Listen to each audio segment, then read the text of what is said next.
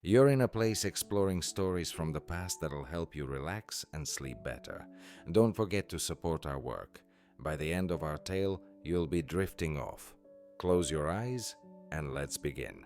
Today, we'll discuss shamanism, a phenomenon that's a mystery, existing since ancient times with universal significance. Shamanism appears in many corners of the globe, from the vast lands of Siberia and Central Asia to the tropical forests of the Amazon and African deserts. Even peoples who never interacted develop similar ideas that the world is filled with spirits, and some individuals can connect with them. Shamanism can be seen as one of the earliest forms of religious practices, rooted in a distant past when humanity relied on hunting and gathering, and every natural event seemed animated. Wind, thunder, rivers, and wild animals were viewed as forces to communicate with. The shaman acted as a mediator between people and the invisible world, explaining the causes of illnesses, invoking luck, or protecting the tribe from disasters. The word shaman comes from the languages of Siberian peoples and translates to one who knows or one in a trance. This accurately reflects the essence. The shaman was seen as a holder of special knowledge, inaccessible to others. The trance state the shaman entered during rituals allowed him, it was believed, to journey into the spirit world.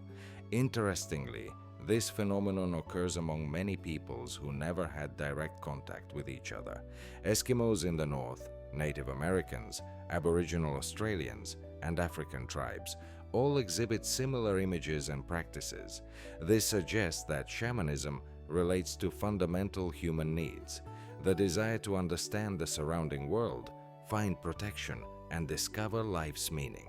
When we imagine the world through our ancestors' eyes, it becomes clearer why shamanism held such an important place in their culture.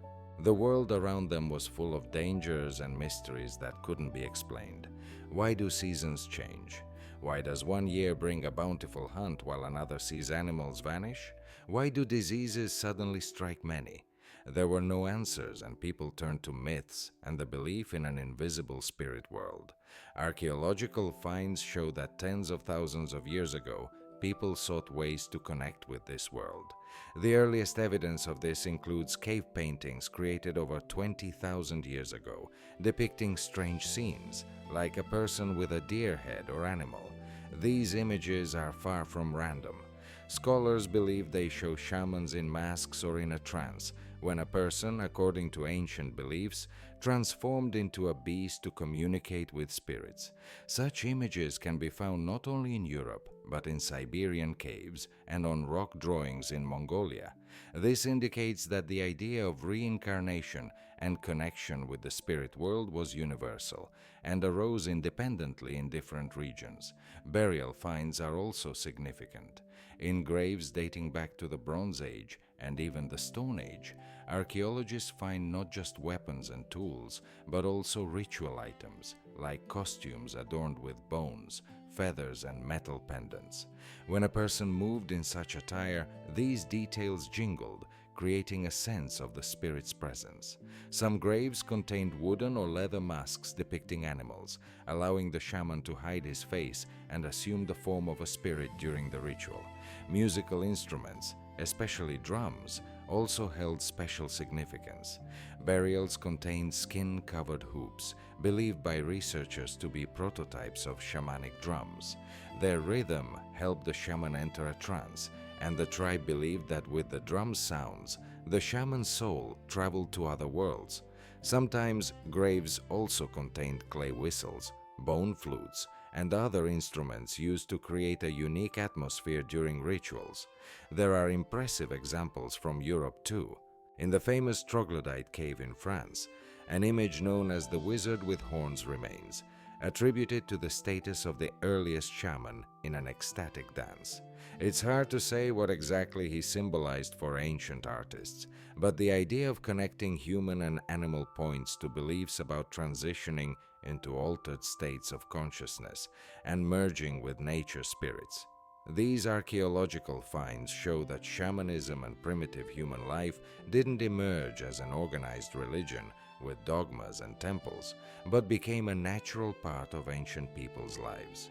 They sought ways to appease the forces of nature, ensure hunting success, and protect themselves from diseases and foes. The shaman became someone who, in their belief, could negotiate with invisible beings and restore harmony in the tribe's life. It's important to note that the shaman, in the eyes of his tribesmen, wasn't just a person with special knowledge. He was seen as a unique being endowed with a gift, which could be either inherent or bestowed by spirits. Sometimes it was said that the shaman had survived a severe illness or experienced an unusual dream, after which he gained the ability to see what was hidden from others. Such stories exist in the myths of many peoples, and they're remarkably similar, even if those cultures never intersected. Thus, shamanism arose at the intersection of fear and hope, helplessness before the forces of nature, and the desire to gain power over them. It was the first way to explain the chaotic and frightening world, a preliminary step to creating more complex religious practices. But shamanism demonstrates how ancient people perceived their world and the importance they assigned to the invisible spiritual element. The shaman's mediation is the foundation of shamanism, and without understanding this, it's hard to grasp why this practice turned out to be so resilient and widespread. For primitive humans, the surrounding world was full of mysteries. Everything around them seemed alive and animated. Mountains and rivers had their masters, while trees and stones had their spirits. Animals were seen not merely as hunting objects, but as beings with souls and wills. Illness was viewed as an integral part of life, an expression of an evil spirit that invaded the body. Thus, the world divided into two categories: the visible, accessible to all, and the invisible, revealed only to a few chosen ones. The shaman served as the connecting link, able to cross this boundary and communicate with unseen entities. He was perceived as a mediator capable of entering an altered state of consciousness and traveling to the spirit world. During the ritual, according to his tribesmen's beliefs, the shaman's soul left his body and ascended to the heavens or descended into the underworld. In the upper world, he appealed to benevolent spirits and deities, while in the lower world, he negotiated with ancestor spirits or fought those who brought illness and misfortune. Upon his return, the shaman, he brought knowledge, advice, or healing, making him irreplaceable in the tribe's eyes. Hunting, as the primary source of sustenance, was closely tied to shamanism and nature. For primitive people, hunting success was a matter of life and death. They believed animals didn't just die, they had souls, and a spirit master protected the herds. If people broke rules or showed disrespect, spirits could hide animals or bring illness to the tribe. Therefore, hunting always involved rituals and appeals to unseen forces. The shaman was responsible for these negotiations. He could convince spirits to release a beast or lift a curse if the hunt wasn't successful. Before a significant hunt, the shaman sometimes performed a ritual where he could take on the form of an animal, wearing a mask or imitating its movements, showing respect to the spirits and ensuring success for the whole tribe. Equally important was the connection with ancestors. Primitive people didn't see death as the end of existence. They believed the soul of the deceased remained nearby and could influence the fate of the living. If misfortunes or illnesses arose in the tribe, it was attributed to the anger of ancestors who felt forgotten. The shaman would call upon these souls, offer sacrifices, and conduct rituals of reconciliation, serving as a link between generations and maintaining balance between the living and the dead. In a society where death was part of daily life, this role was of immense significance. Why did shamanism arise in primitive societies? At that time, there was no science, complex religions, or organized power structures. People needed explanations for events and mechanisms to protect against chaos. Shamanism became a universal answer. Through the shaman, individuals received a healer, priest, advisor, and magician. He healed diseases, explained natural phenomena, helped make decisions, and predicted the future. In a small community, this versatility was crucial. Shamanism perfectly aligned with the social structure of primitive societies, consisting of small groups of blood relatives. In such collectives, a complex hierarchy wasn't needed, but someone was required to maintain a connection with the invisible world. The shaman wasn't a leader and didn't directly govern, but his authority was great. His power didn't stem from wealth or authority, but from faith in his unique abilities. This belief was so strong that it could influence the behavior of the entire tribe. There was a particular process for becoming a shaman. Most often, it was believed that spirits chose the person. Sometimes this happened through a serious illness, during which the individual experienced a vision and left their former life, returning changed. Sometimes the shaman's gift was passed through dreams, where spirits communicated their choice. Such stories are common among various peoples and share remarkable similarities, indicating that experiencing a crisis or illness was seen as a sign from above, confirming a connection to another world. Shamanism arose as a natural response to living conditions in primitive society, giving people assurance that they weren't alone in the face of nature and fate, and that there was an intermediary capable of establishing balance between humans, animals, spirits, and ancestors. For ancient people, this wasn't just an explanation, it was a foundation for survival. Beliefs about spirits and the other world formed the basis without which shamanism couldn't exist. Primitive people didn't separate reality into material and immaterial as we do today. For them, every phenomenon possessed a soul or force. A stone on the path, a tree at the edge, a river navigated by boat, and an animal hunted. All had an invisible but real essence. These essences could help, or conversely, bring misfortune. In shamanic traditions, the world was seen as a multi-layered structure. The upper world was inhabited by bright spirits and celestial deities responsible for life, fertility, and warmth. The lower world was more dangerous, home to spirits of illness, dead souls, and destructive forces. Between them was the world of humans and animals, a reality that could be seen and touched. These three levels connected via an invisible axis, a sort of world tree or pathway that the shaman could travel during trance, ascending or descending, to reach the spirits and negotiate with them. Different peoples categorize spirits into several groups. Some were helper spirits, often taking the form of animals like eagles, bears, or wolves. These beings accompanied the shaman on his journeys, helping him find his way and protecting him from hostile forces. Some shamans had multiple helper spirits, each fulfilling its role. There were also spirit masters of nature, rivers, mountains, and forests. It was believed that without their consent, hunting, fishing, or building shelter was impossible. Finally, there were evil spirits that brought illness and misfortune, which the shaman had to fight, banish, or reach a temporary agreement with. The role of the shaman in the tribe was defined by his ability to interact with this complex and dangerous world. Primarily, he served as a healer. Illness was understood as an invasion of an evil spirit, or a loss of the soul.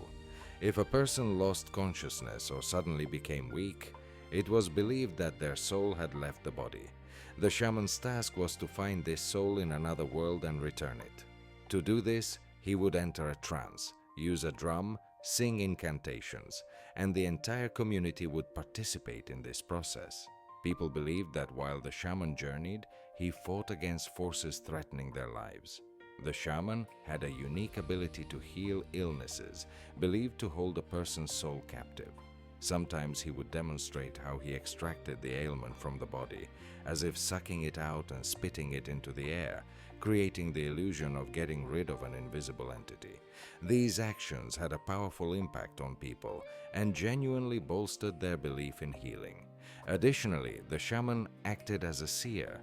People sought his advice when they needed to know about the future or make important decisions. He could predict where the hunt would be successful, whether to embark on a long journey, and when to expect changes in the weather. To do this, the shaman communicated with spirits, asking them questions in a trance state, then shared the received answers with the people. Sometimes he predicted the fate of a newborn, determining its protectors and foretelling its future. The shaman's connection to hunting was critically important, as it symbolized survival for the tribe. Without meat, there was no food, and animal hides provided protection from the cold. The tribe believed that spirits allowed animals to fall into hunters' hands only when it pleased them. Thus, before each hunt, the shaman conducted a special ritual, addressing the masters of the forest or steppe. He would wear an animal mask, mimic its movements, expressing respect and pleading with the spirits for permission to hunt. In some cases, it was believed that the success of the hunt depended on the shaman's personal participation in the cosmos and obtaining permission. Of spirits, the shaman could also influence the elements. He would try to summon rain during a drought or calm a storm so the tribe could safely cross a river. Though scientifically impossible, these rituals created an illusion of control over natural forces for his tribe's people. Even if rain didn't come immediately, the act of consulting the shaman gave people confidence and peace. The shaman played many roles: healer, prophet, priest, and guardian of traditions, allowing the tribe to feel protected and connected to the invisible world where their fates were decided. The shaman's attributes were crucial, transforming him into a mediator between worlds. Every element used in a ritual held deep symbolism and power. Without them, the ceremony was incomplete. The main attribute was the drum, which served not just as a musical instrument but also as a means for the shaman to journey to another realm. In the beliefs of many Siberian peoples, the drum was seen as the shaman's horse. When he began to play, spirits were thought to lift his soul to another dimension. The rhythmic beats helped the shaman enter a trance, signaling the start of his journey for the community.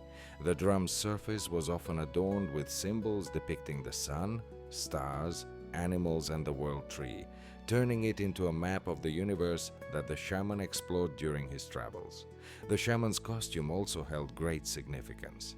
It was made from leather, fabric, or fur, embellished with numerous details like bones, feathers, and metal pendants.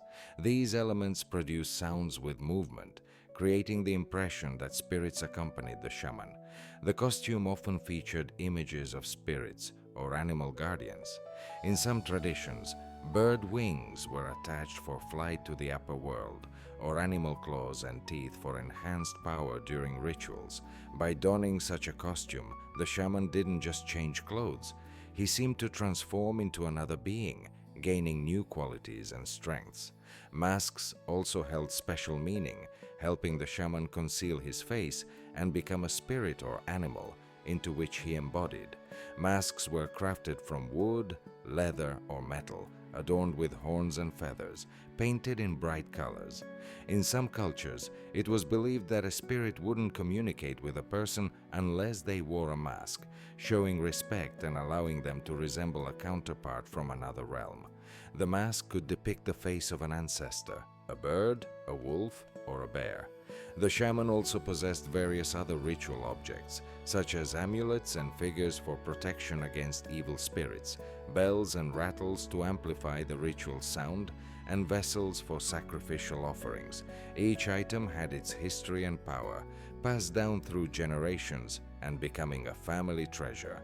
To establish contact with spirits, the shaman had to enter a special trance state, achieved in various ways. The most common methods were dance and music. The shaman would start playing the drum. His movements grew faster and more rhythmic, and he would chant spells or make sounds mimicking animals.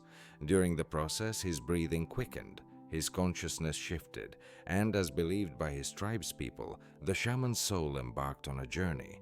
The trance could be accompanied by physical trials.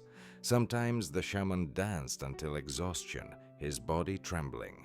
Occasionally, special plants with hallucinogenic properties were used. In Siberia, shamans utilized fly agarics, while in America, they used peyote cactus or ayahuasca, a drink made from vines. These substances induced visions and helped the shaman see spirits. It's important to note that for his tribe's people, such states weren't viewed as illness or poisoning, but rather as a means to access secret knowledge. Sounds played a key role in shamanic practices. The drum's rhythm, along with the sounds of bells and rattles, created a unique sonic atmosphere, immersing not just the shaman, but the entire tribe in a state of participation in the ritual. People believed that alongside the shaman, they also became witnesses to his journey into the spirit world. Thus, the shamanic ritual was always a communal event.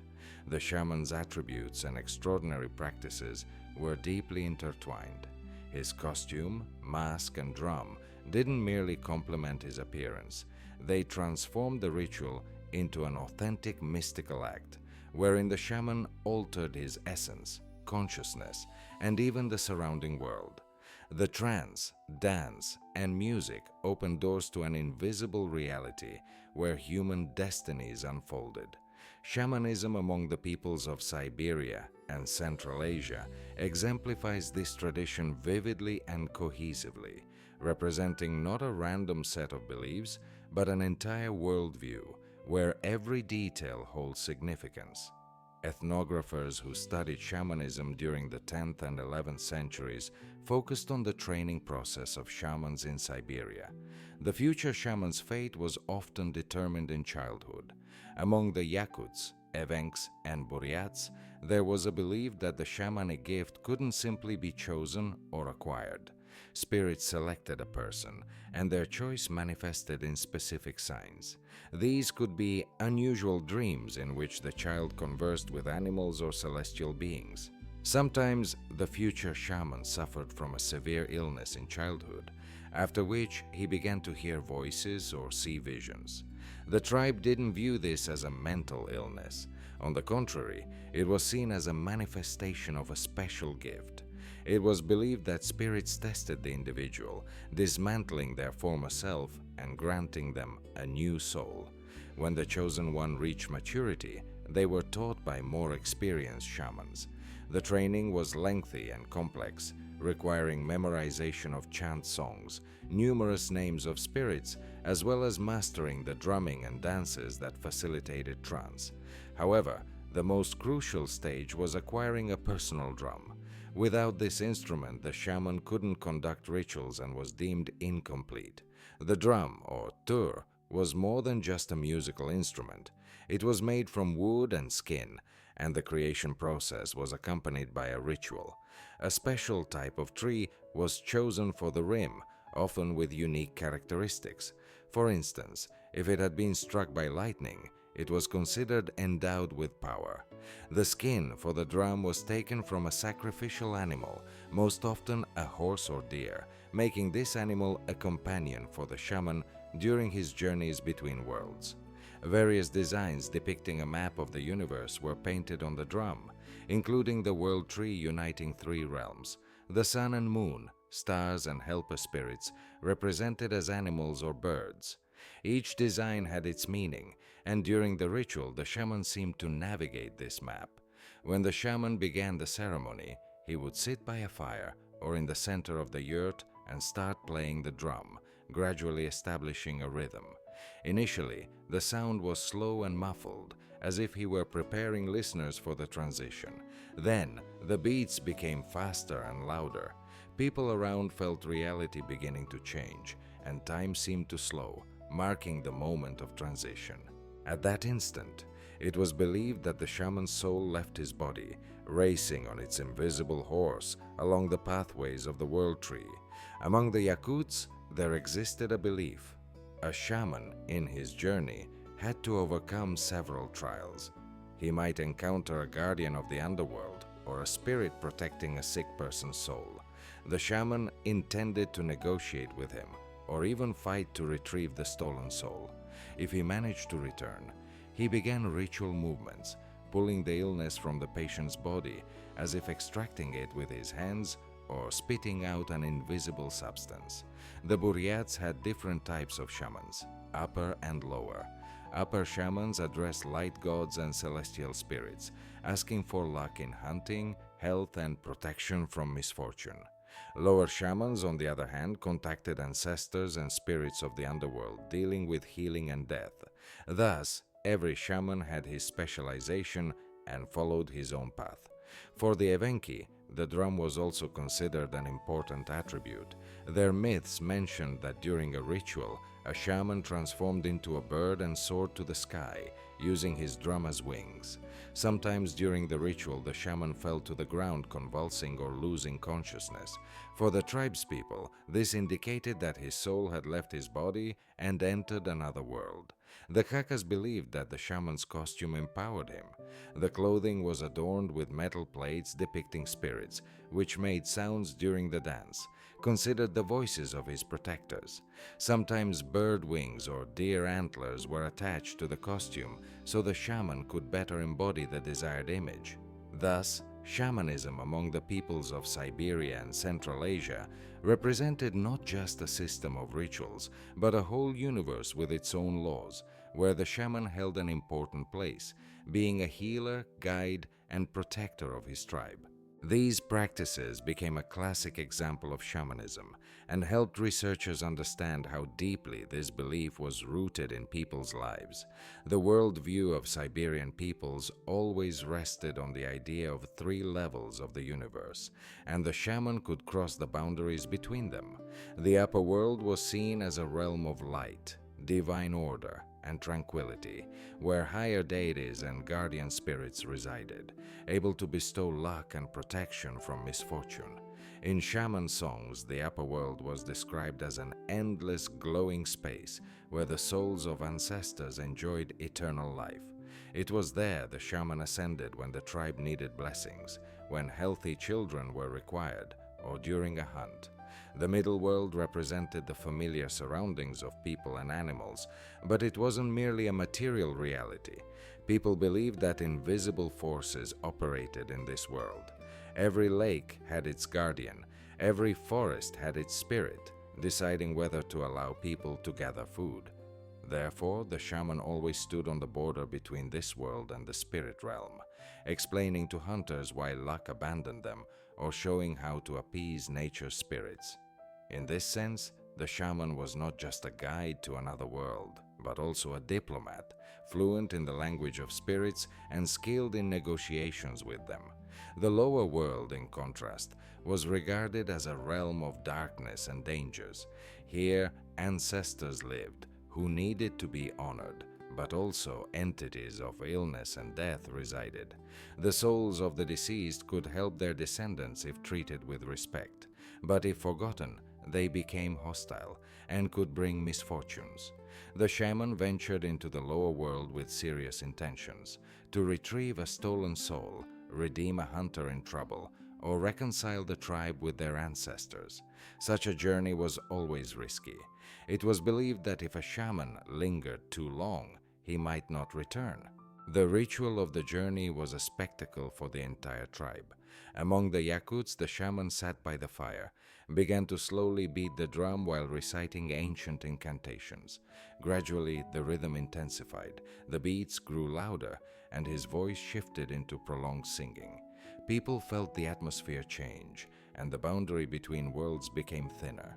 At that moment, the shaman's soul left his body and began its journey along the world tree, ascending to the heavenly spheres or descending into the underground realm. Yakut legends describe how the shaman, during transformation, could see the upper world, shining and full of bright beings sitting on golden thrones, from where he sought assistance from the spirits. Other legends recount descents into the realm of the dead. The shaman faced terrible guardians, needing to demonstrate his power and overcome various obstacles. In some rituals, he displayed his skill before the people, mimicking a struggle, falling to the ground, and entering a trance, depicting a battle with spirits.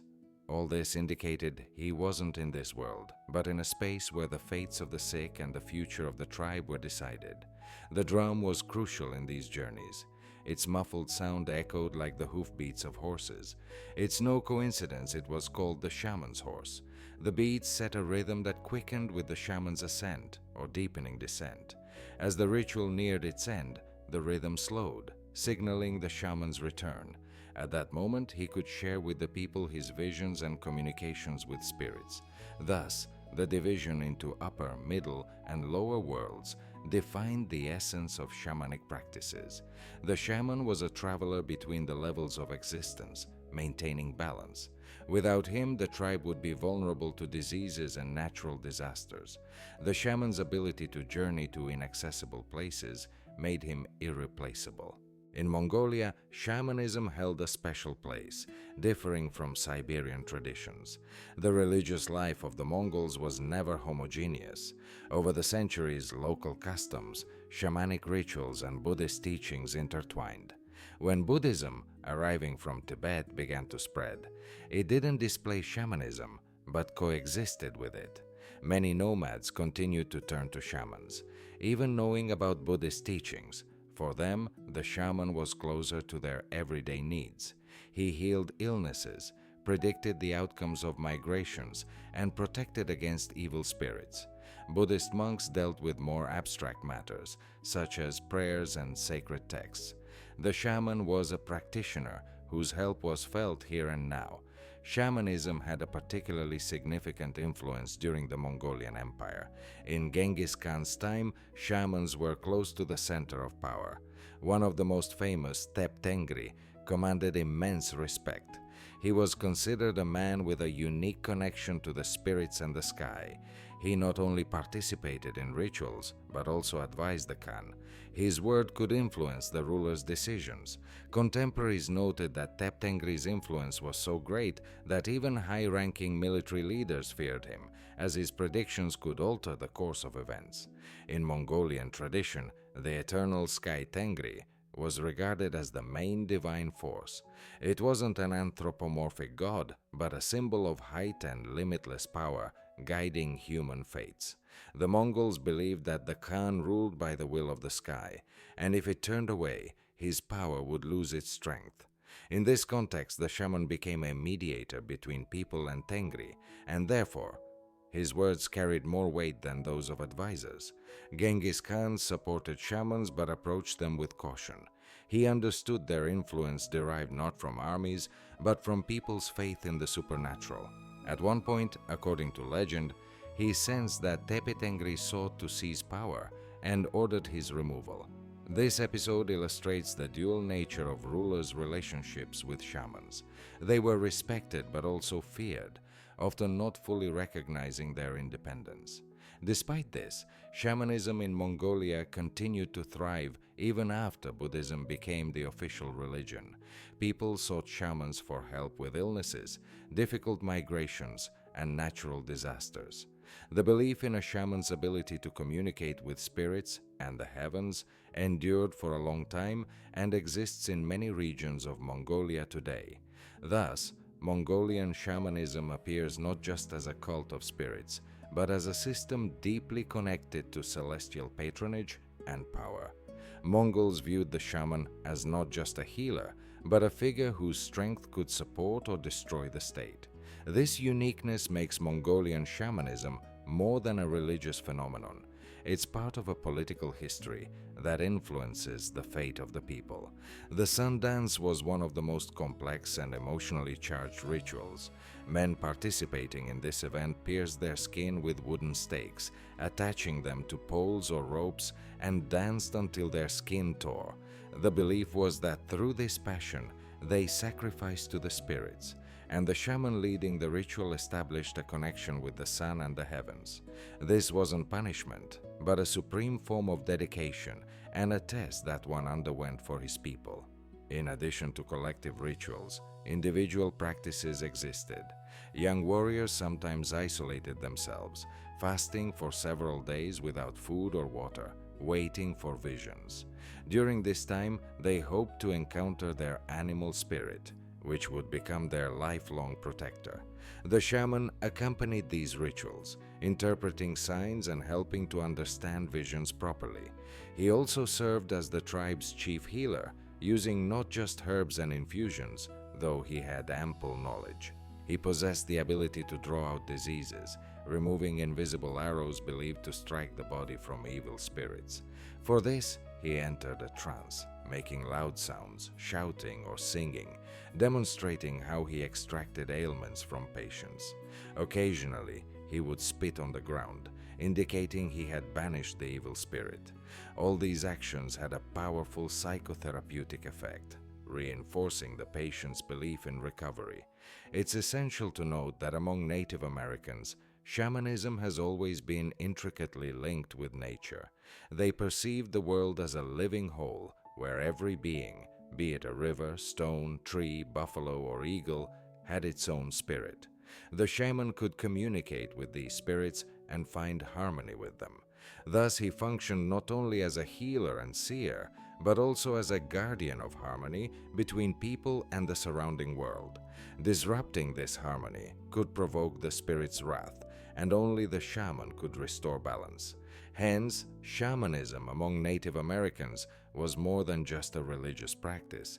It was a way of life that explained the world around them and helped overcome its difficulties. The shaman was the link between people and nature, endowed with knowledge, power, and responsibility for the community's fate. The sun dance among the plains. Indians became one of the most vivid yet arduous shamanic rituals.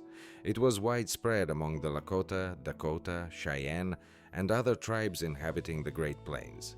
For them, the sun symbolized life, warmth, light, and power, essential for crops, hunting, and life itself. The sun dance occurred in midsummer, when nature was in full bloom and lasted several days. A whole ritual cycle formed around this rite. Participants prepared in advance. They fasted, cleansed themselves in steam baths, and refrained from food and sleep to ready body and spirit for communion with higher forces. The shaman or elders selected a sacred tree, often a poplar, which became the center of the ritual. It was set up in the middle of the sacred circle, and all actions revolved around it. This tree was seen as the axis of the world, connecting the sky, earth, and underworld. The ritual began with dancing to the sounds of drums and the singing of prayers. Men wishing to make the ultimate sacrifice approached the shaman, who pierced their skin on the chest or back with wooden stakes attached to ropes. The shaman was a gift, linking people with the forest and its spirits. They knew many plants and used them to heal wounds, alleviate pain, and treat snake and insect bites. However, their activities went beyond physical healing. They viewed illnesses not just as physical ailments, but primarily as spiritual diseases, reflecting disharmony between humans and nature. Healing required not only herbs, but also interactions with spirits. Ayahuasca, while a symbol of Amazonian shamanism, wasn't the only tool used by shamans. This drink, made from the Banisteriopsis vine and Psychotria leaves, had a powerful psychotropic effect, inducing vivid and prolonged visions. For shamans, it became a sacred key to another dimension. It was said that ayahuasca opened the eyes of the soul, allowing one to see the forest spirits, animals, ancestors, and the very structure of the universe. In these visions, the shaman could encounter the spirit of illness, learn its name, form, and demands. Sometimes he realized that the ailment stemmed from an evil person. Other times, it was a punishment from the forest for wrongful deeds. Rituals with ayahuasca typically took place at night. In the darkness of the forest, where nature's sounds became particularly pronounced, the shaman would sit in the center, sometimes by a small fire, and begin to sing. These songs, known as Icaros, were essential to the ritual because they established the shaman's connection with the spirits. Icaros varied. Some called upon plant spirits, others summoned animal spirits, and some invoked ancestor spirits. Each melody was considered a special language understood only by the spirits. Participants in the ritual immersed themselves in this sound stream and felt the surrounding space shift. Throughout the ceremony, the shaman often approached the sick person and began to extract the illness. He would take deep breaths, as if drawing something out of the patient's body, then sharply exhale or spit it aside. Sometimes he would mimic pulling an invisible substance with his hands and throw it into the fire or water. For all present, this was evidence that the ailment had left the body. The patient perceived it not only as a physical act, but also as a symbolic gesture. The evil spirit had truly departed and was destroyed. Amazonian shamans also played a crucial role in identifying the source of illness. If someone suddenly fell ill, it wasn't regarded as a coincidence. There was always a reason behind it: the living world. For them, past, present, and future coexist in a continuous cycle. This understanding influenced their entire way of life. Dreamtime stories conveyed moral lessons and explained natural phenomena. They believed that everything in nature is interconnected and alive. Shamans, or clever men, acted as intermediaries between the spiritual and physical realms. They conducted ceremonies that honored ancestors and maintained balance in the community. In this context, the shaman's role extended beyond healing. They guided their people in hunting, gathering, and navigating the land. Their deep knowledge of the environment allowed them to interpret signs from nature. They communicated with spirits through songs, dances, and rituals. In Oceania, shamanism also thrived, blending with local beliefs. Shamans were crucial in maintaining harmony within their communities. They performed rituals to ensure good harvests or protect against disasters. Their spiritual practices connected people with their ancestors and the land. In summary, shamanism across various cultures served as a vital link between people, their ancestors, and the natural world. It provided healing, guidance, and a sense of community, everything alive. Every element of nature has its own story and song, and shamans knew how to interact with these traces. They could enter a dreamlike state to gain knowledge from ancestors. Through the shaman, the community maintained a connection with the original laws of the universe. Illnesses and misfortunes were explained as violations of these laws, and the shaman restored harmony, confirming that the tribe remembered its ancestors. One important aspect of this interaction was the paths of songs. Ancestors, while creating the land, left invisible roads that could be activated by singing the appropriate songs. During rituals, the shaman sang songs, recreating the path of ancestors through specific places. Each song served as a map, guiding the way to water sources and sacred sites. However, the most significant function of the song was to sustain the existence of the earth. If songs stopped being sung, ancestors might forget the tribe, and the world would start to crumble. Thus, the shaman, possessing knowledge of sacred songs, was not only a keeper of traditions, but also a guarantee that the world would continue to exist. Rituals in Australia often included dancing and painting symbols on the skin. Patterns depicted totem animals or traces of ancestors, and the shaman's body became a living canvas, revealing another world. Dances to the rhythm of drums induced altered states of consciousness. In these moments, the shaman could behave like an animal, seen as proof of his connection with the spirits.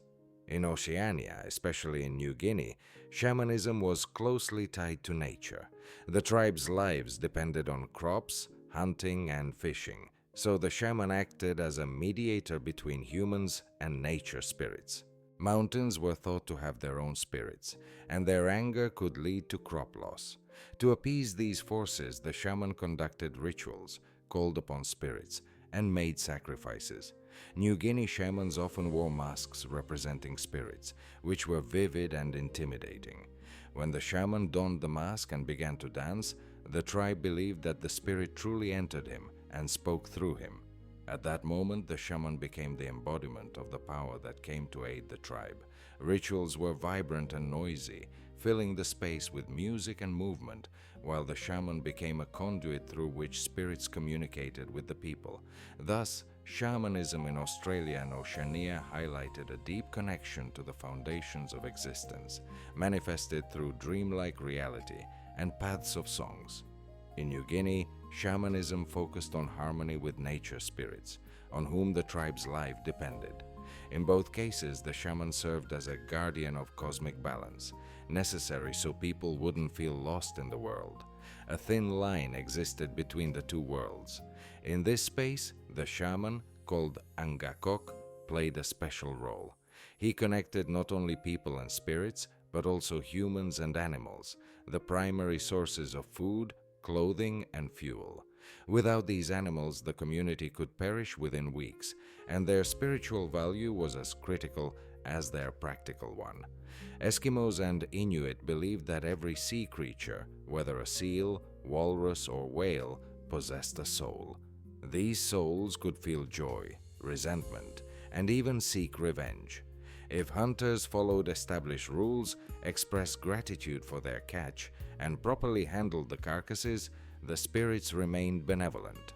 However, if someone broke a taboo, such as discarding meat or mishandling bones and hides, the spirits might become enraged.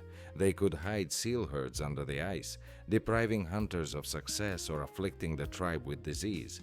Angakok was the one who could rectify the situation. He interacted with the spirits of animals and begged for their forgiveness, to return luck and health to the people. In Eskimo mythology, Sedna, the goddess and spirit, ruled over sea creatures. She governed all inhabitants of the ocean. If people violated her prohibitions, Sedna concealed animals within her depths, leaving the tribe on the brink of starvation. In such cases, Angakok would perform a ritual, venturing into the underwater realm to meet her. He had to appease her, sometimes symbolically combing her hair to calm her anger. Only after that would the animals return and allow themselves to be caught again. Angakok's rituals were impressive and mysterious. They usually took place in complete darkness. All sources of light were extinguished, plunging the dwelling into gloom. In this darkness, the shaman began his journey. The other tribe members wouldn't remain passive. They sang along, drumming to create a rhythm that helped the shaman enter a trance. The atmosphere thickened, filled with sounds and whispers. People believed that in darkness the barrier between worlds disappeared and spirits drew closer. The shaman emitted strange sounds. He groaned, shouted, and mimicked animal voices. Sometimes his voice sounded foreign, and everyone understood that spirits were speaking through him. For the community, this wasn't just a performance. It was real evidence that Angakok existed beyond the world. After the ritual, the shaman shared his experiences, stating that he encountered the spirits of seals, who were angry but willing to return if people made offerings or rectified their mistakes. Sometimes he ventured into the lower world to retrieve the soul of a sick person. Illness was perceived as a loss of the soul, and the shaman had to restore it. During his journey, he might meet spirit helpers in the form of birds or sea animals who guided him. Upon returning, he conducted a ritual to expel the illness, drawing it out of the body or depicting how he sucked out the evil spirit, then spat it out. All this was accompanied by songs and drumming sounds. People believed that the illness truly left, and this belief itself held a powerful healing effect. It's essential to understand that shamanism among Eskimos and Inuit was a community affair, not just the work of one individual. People actively participated in the rituals, supporting the shaman and becoming part of his journey. They felt that their existence relied on what happened in the darkness, on how Angakok negotiated with spirits. Thus, each ritual became an act of collective faith and a means of strengthening the tribe's unity. Consequently, in the Arctic, shamanism became a vital factor for survival. Angakok maintained the balance between humans and nature, between hunter and prey, between the world of the living and the spirit world. His power lay not only in knowledge, but also in his ability to instill confidence in the tribe that even in the harsh conditions of the north, people weren't alone, and forces were always near that could be negotiated with. In Europe, shamanism didn't exist in such a cohesive form as among the peoples of Siberia or America, but elements can be found in many ancient traditions. This is due to the fact that developed religious systems, such as Greek and Roman mythologies, the Celtic priestly tradition, and later Christianity, emerged relatively early in Europe. However, in the cultural layers preceding these religions, the same elements are present: reverence for ancestors, worship of nature spirits, use of trance and ritual songs. All this clearly indicates traces of shamanism. Among the Celts, Druids held significant authority. They were often seen as priests and keepers of knowledge, but their roles went beyond that. Druids could enter special states to communicate with gods and spirits, overlapping with the function of a shaman. They conducted rituals in sacred groves, where trees were considered animated and full of power. For them, the oak served as a conduit to the world of gods, while mistletoe was a sacred plant imbued with magical strength. Druids recited incantations, foretold the future, healed with herbs, and managed rituals. Their authority extended into political life as well. Some legends mention that even leaders and kings couldn't make decisions without the advice of Druids. This also underscores a typical shamanic function. They were not just spiritual mentors, but also advisors influencing the fate of the people. Among the Slavs, before the arrival of Christianity, shamanic practices were closely tied to ancestor worship. It was believed that the deceased continued to exist nearby and could affect the lives of their descendants. Illnesses or poor harvests could be interpreted as manifestations of the anger of ancestors who had been forgotten or offended. Vulvas, healers, and witches acted as intermediaries. They performed rituals honoring the deceased, made offerings to them, and interpreted dreams and visions. They treated ailments not only with herbs but also through rituals. They could drive out evil spirits by reciting spells to restore health. Vulvas appealed to the forces of nature, the spirits of the forest, water, and fields, asking for protection, fertility, and rain. Ancient sources mention that they could predict the future, summon storms, and change the weather. Even if these stories have a mythical tone, they highlight how the power of the shaman was perceived in Slavic culture. In Scandinavia, there was a practice known as seidr. This shamanic art was often practiced by women called vulvas. The vulva would sit on an elevated spot, wrapped in fabrics, with a staff in hand, and begin to sing incantations. Other women would join in, creating a rhythm that induced her into a trance. In this state, the vulva could see the future, predict battle outcomes, or the fate of a king and an entire people. Sagas recount how leaders invited vulvas to determine whether to embark on a campaign or how their lives would unfold. This indicates the same function as shamans in other cultures, the ability to connect with the invisible world and convey its will to people. Interestingly, the practice of seidr in Scandinavian culture was viewed as an art related to women. Men who engaged in it faced criticism, as it contradicted traditional gender roles. However, even this didn't stop the supreme god Odin. According to myths, he mastered seidr and used it, despite existing taboos. For Scandinavians, this served as proof that the power of seidr was so great that even the principal god couldn't ignore it. Thus, shamanism manifested in diverse forms throughout Europe. Among the Celts, Druids blended the roles of priests and shamans, conducting rituals and predicting the future. Among the Slavs, vulvas maintained connections with ancestors and nature spirits, healed ailments, and explained misfortunes. In Scandinavia, vulvas practicing seidr entered trance states and saw what was inaccessible to ordinary people. All this points to the fact that shamanism was a vital element of European spiritual culture. Over time, it intertwined with other religious systems, taking on new forms. Shamanism and world religions constitute a unique and profound topic, as we witness not the disappearance of ancient practices, but their remarkable interplay with new beliefs. When more organized religions like Buddhism, Christianity, Islam, and Hinduism replaced shamanic cultures, they didn't completely displace old traditions. Humans can't just abandon familiar rituals that have been part of their lives for centuries. Therefore, shamanism continued to exist within new religious systems, changing form while retaining its essence. If one carefully listens to the rituals of world religions, echoes of shamanic practices can be detected. In shamanism, the drum sets a rhythm that induces both the shaman and their tribesmen into an altered state of consciousness. In Christianity, a similar role is played by the ringing of bells, rhythmic chants, and repeated prayers.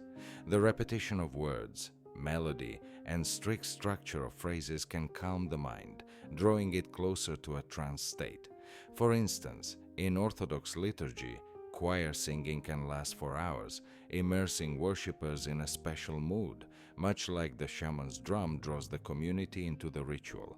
In Islam, similar elements can be seen in the Sufi practice of dhikr. Dervishes rhythmically repeat the names of God, combining this with breathing exercises and swaying. It is believed that this way, they reach an ecstatic state and connect with the divine, paralleling shamanic dances and songs. In Hinduism and Buddhism, a similar effect is achieved through mantras and the use of drums, bells, and horns in temples. Everywhere, we observe a common technique. Rhythm and repetition serve as a bridge to an altered state of consciousness. The mystical experiences characteristic of shamanism have also persisted. The shaman embarks on a soul journey to meet spirits or retrieve a lost soul from the sick. In Christianity, monks and ascetics described how their souls ascended to heaven during prayer or sleep, encountering angels or hearing God's voice. Tibetan Buddhism presents the notion of the post-mortem journey of consciousness through various realms, described in the Tibetan Book of the Dead. In Islam, the night ascent of the Prophet Muhammad is recounted, where he ascended to God accompanied by the angel Gabriel.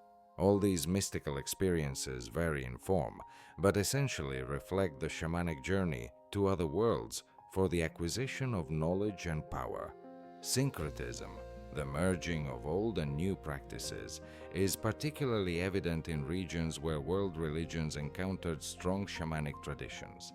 In Tibet, Buddhism encountered the local Bon religion, a developed form of shamanism. Instead of completely eradicating this religion, Buddhism incorporated many of its elements: ritual dances in masks, driving away evil spirits, and the use of drums and horns. To this day, one can witness rituals in Tibetan monasteries that resemble shamanic practices more than purely Buddhist ones. Buddhism interpreted them in its own way, but the form remained the same. A similar scenario is observed in northern Russia. When Christianity arrived here, it faced the shamanism of the local peoples of Siberia and the far north. People couldn't abandon old customs, as they were inseparably linked to their lives. As a result, intertwining occurred. Ancestral veneration rituals transformed into Orthodox memorial services and prayers for the deceased. The expulsion of evil spirits by shamans took the form of a reading conducted by a priest over the obsessed. Even the ringing of bells in some regions was seen as the equivalent of a drum capable of driving away evil spirits. Often, the same person could identify as a Christian while also consulting a shaman, seeing no contradiction. For them, these were two paths to the same power. Similar examples exist in Latin America, where Catholicism intertwines with indigenous shamanic practices. Here, one can still find rituals where Catholic prayers are recited alongside invocations to ancestral spirits and natural forces. In Africa, shamanism merged with Christianity and Islam. Healers began using the names of Christian saints or Islamic jinn in their rituals, but the essence of their practice remained unchanged. All this indicates that shamanism is deeply rooted in human culture and cannot be completely eradicated. It doesn't disappear, it transforms, and old rituals gain new interpretations. Spirits are replaced by angels or saints, but their functions remain. People continue to seek intermediaries who can communicate with the invisible world, protect them from misfortune, and restore balance. Therefore, shamanism can be regarded as a universal form of human spirituality. It originated in prehistoric times and, despite changes, has persisted within world religions, albeit in altered forms. This is where its strength and remarkable vitality lie.